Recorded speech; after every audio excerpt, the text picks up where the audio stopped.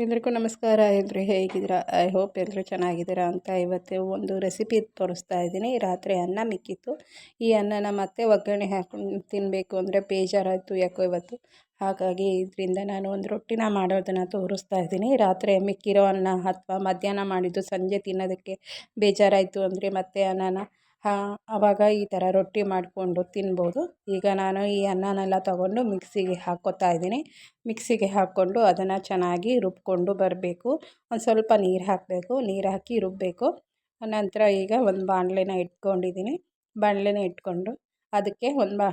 ಅದಕ್ಕೆ ನಾನು ಈ ಹಿಟ್ಟೆಲ್ಲ ಹಾಕ್ಕೊತಾ ಇದ್ದೀನಿ. ರುಬ್ಬಿರೋವಂಥ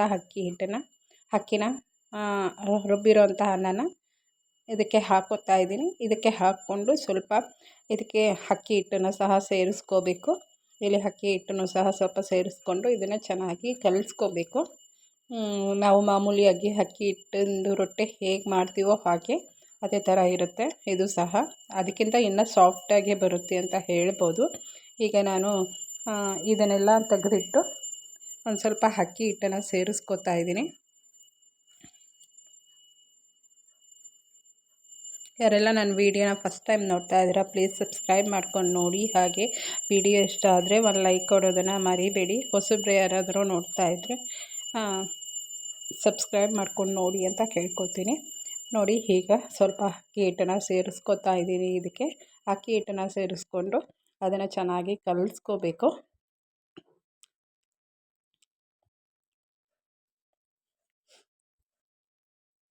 ಅದಕ್ಕೆ ಎಷ್ಟು ಬೇಕೋ ಅಷ್ಟನ್ನು ಕಲಿಸ್ಕೋಬೇಕು.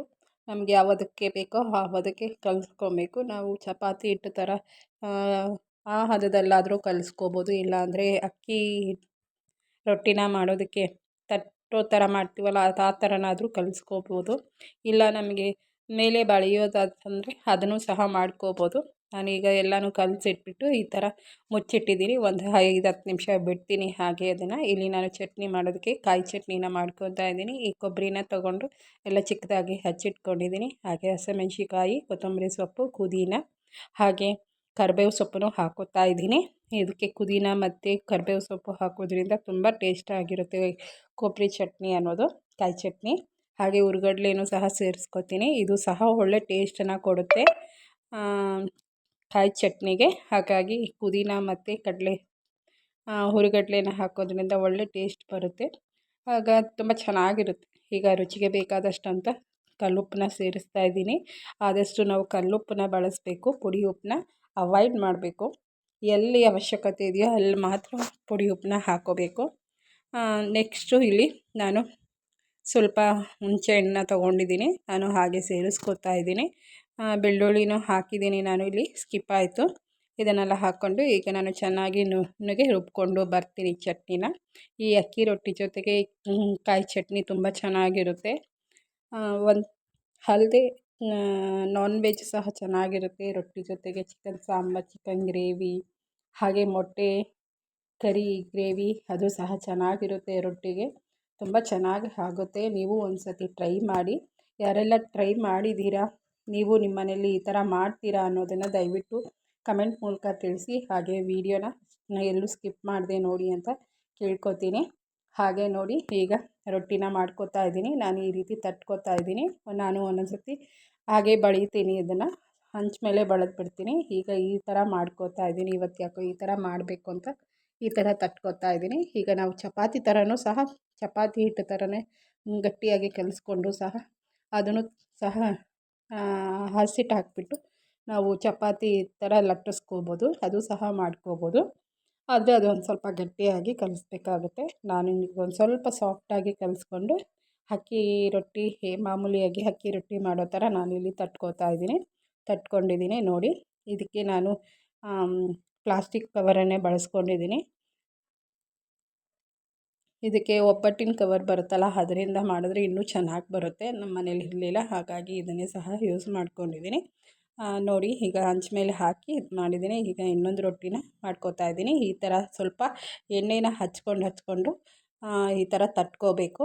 ನನಗೆ ಎಣ್ಣೆಗಿಂತ ನೀರನ್ನು ಸ್ವಲ್ಪ ನೀರನ್ನು ಒದ್ದೆ ಮಾಡಿಕೊಂಡು ಬೆರಳನ್ನ ಈ ಥರ ತಟ್ಕೊಳ್ಳೋದ್ರಿಂದ ಇನ್ನೂ ತುಂಬ ಚೆನ್ನಾಗಿ ಬರುತ್ತೆ. ನಮಗೆ ಎಷ್ಟು ತೆಳ್ಳಗೆ ಬೇಕೋ ಅಷ್ಟು ತೆಳ್ಳಗೆ ನಾವು ಇದನ್ನು ತಟ್ಕೋಬೋದು.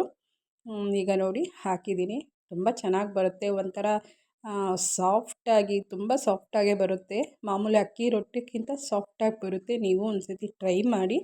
ಒಂಥರ ಹೋಳಿಗೆ ತಿನ್ನೋಷ್ಟು ಚೆನ್ನಾಗಿರುತ್ತೆ. ಬಿಳಿ ಹೋಳಿಗೆ ಮಾಡ್ತಾರಲ್ಲ ಆ ಥರ ಇರುತ್ತೆ. ಟೇಸ್ಟ್ ಮಾತ್ರ ತುಂಬ ಚೆನ್ನಾಗಿ ತಿಂತಾರೆ ಮಕ್ಕಳಂತೂ. ನೋಡಿ ಈಗ ರೆಡಿ ಆಯಿತು. ಚಟ್ನಿ ಹಾಗೆ ತುಪ್ಪದ ಜೊತೆ ನಾನು ಸರ್ವ್ ಮಾಡ್ತಾಯಿದ್ದೀನಿ. ಯಾರೆಲ್ಲ ನನ್ನ ವೀಡಿಯೋನ ಕೊನೆವರೆಗೂ ನೋಡಿದ್ದೀರಾ ಪ್ಲೀಸ್ ಸಬ್ಸ್ಕ್ರೈಬ್, ಎಲ್ಲೂ ಸ್ಕಿಪ್ ಮಾಡದೆ ನೋಡಿ. ಹಾಗೆ ಹೊಸಬ್ರು ಯಾರಾದರೂ ನೋಡ್ತಾ ಇದ್ದರೆ ಸಬ್ಸ್ಕ್ರೈಬ್ ಮಾಡ್ಕೊಂಡು ನೋಡಿ. ಹಾಗೆ ಎಲ್ಲೂ ಸ್ಕಿಪ್ ಮಾಡದೆ ನೋಡಿ. ಹೊಸಬ್ರಿಗೆ ಸಪೋರ್ಟ್ ಮಾಡಿ, ಹಾಗೆ ಹೆಚ್ಚು ಶೇರ್ ಮಾಡಿ ಅಂತ ಕೇಳ್ಕೊತೀನಿ. ದಯವಿಟ್ಟು ಯಾರೂ ವೀಡಿಯೋಸ್ನ ನೋಡ್ತಿಲ್ಲ, ಹಾಗೆ ಲೈಕ್ ಕೂಡ ಮಾಡ್ತಿಲ್ಲ. ಪ್ಲೀಸ್